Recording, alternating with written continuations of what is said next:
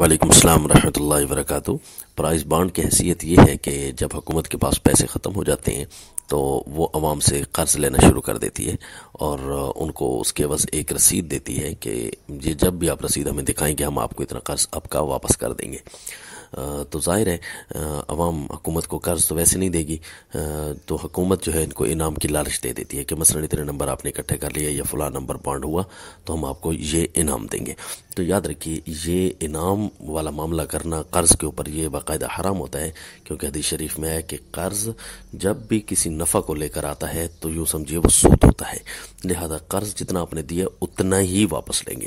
تو یہ جو رسیدیں ہوتی ہیں انعام کے لالچ پر نکلی ہوئی سودی رسیدیں ہوتی ہیں، لہذا کوشش کی جائے کہ اول تو نہ لیا جائے۔ اگر کسی نے لے لیا ہے تو فوراً سے ہی اپنے اوریجنل پیسے آپ بینک سے نکلوا لیں اور یہ رسیدیں ان کو دے دیں۔